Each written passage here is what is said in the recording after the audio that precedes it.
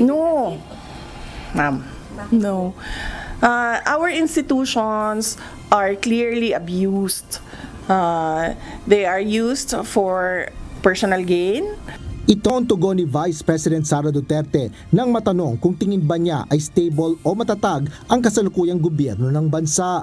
Sa gitna ito ng pagdawit sa ilang mga mambabatas sa malawakang pagdanakaw sa mga proyektong pinondohan ng pamahalaan.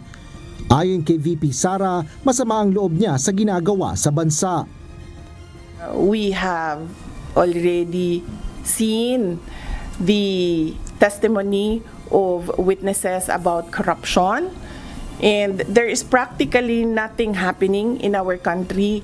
Ilang ulit ko na yan sinasabi noon na tigilan yung politika, tigilan yung pansariling, pag-una ng pansariling interes kasi walang nangyayari sa ating bansa.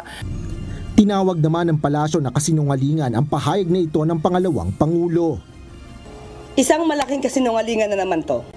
Alam natin na matatag ang ating gobyerno, ang pamahalaang ang administrasyong Marcos Jr. Ito ay ginigiba lamang ng mga obstructionist na tulad nila. Malamang hindi nila nakikita anong ginagawa ng Pangulo dahil bulag sila. Nagbubulag-bulagan, nakapikit ang mata. Nakita na natin, sabi nga niya, marami na nagtatestify. Bakit? Ang Pangulo mismo ang nagpasimula ng pag-iimbestiga na ito. Hindi tulad nung nakaraang administrasyon, anong nakita niyong pagbuyanyang o pagbulgar sa mga ganitong klaseng anomalya. Hindi naman ikinagulat ni VP Duterte ang aligasyon na may mali-maleta umanong pera na dinadala kay Leyte 1st District Representative at dating House Speaker Martin Romualdez. Tugon ito ng pangalawang Pangulo matapos masangkot ang kongresista sa anomalya ng flood control projects. Kaugnay ito ng pahayag ng isang nagpakilalang Orly Guteza sa pagdinig ng Senate Blue Ribbon Committee na tumistigo laban kay Romualdez. Matagal naman namin na alam yan dahil matagal naman na yan pinag-uusapan. Simula pa lang noong pagpasok namin as President and Vice President, naririnig na namin yung delivery ng mga pera na nakalagay sa mga suitcases. Pero ngayon lang siya lumabas in public dahil merong witness na nagsabi na siya mismo ang nagdadala nung mga suitcases na yon. Paliwanag ng pangalawang Pangulo, dati nang nasangkot si Congressman Romualdez sa pagtanggap ng limpak-limpak na pera na nakalagay sa mga maleta. Hindi siya odd for Martin Romualdez because he was already involved in heavy luggages doon sa Okada case. Kung maalala ninyo, doon sa State of Delaware case sa Amerika, nabanggit na yung pangalan niya doon at nabanggit na rin yung pangalan niya doon na tumatanggap ng pera na nakalagay sa luggages. So ganun talaga yung modus nila. Sa pagpunta ni Vice President Sara Duterte dito sa Senado ngayong araw, inihagri ng Vice Presidente na hindi lang kickback sa flood control umano ang tinatanggap ni Congressman Romualdez.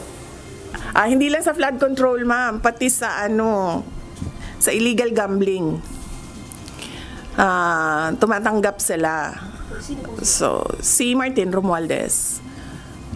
So, hindi lang siya sa flood control. Baka kasi yung tao na nagtrabaho ng basura, flood control yung pera na tinatransport nila.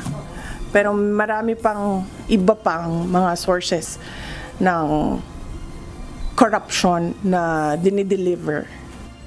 Tumanggi nang ihayag ni VP Sara kung sino ang nagsabi sa kanya nito. Aniya, ayaw din lumabas ng mga taong nagbigay sa kanya ng mga impormasyon dahil na rin sa takot. Ngunit galing anya ito sa opisina ng kongresista.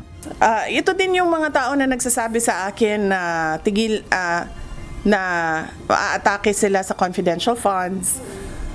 Ito din yung reason kung bakit hindi na namin ginamit yung confidential funds on the 3rd and 4th quarter noong 2023 kasi sinabihan na kami na pinagmimitingan sa loob. Derechahan namang itinanggi ni Congressman Romualdez ang aligasyon ni Vice President Duterte. Sa pahayag, sinabi ni Romualdez na hindi siya tumatanggap mula sa iligal na sugal. Gayun din ang mga maleta ng mga pera ay purong kathang-isip at lahat anya ay guni-guni. Dagdag pa ng kongresista, madaling magturo at mag-imbento, ngunit hanggang ngayon ay wala pa ring ipinapakitang ebidensya at puro sabi-sabi lang na inuulit-ulit. Asher Cadapan Jr., UNTV News and Rescue. Diyos ang aming sandigan, serbisyo publiko ang aming pinahalagahan.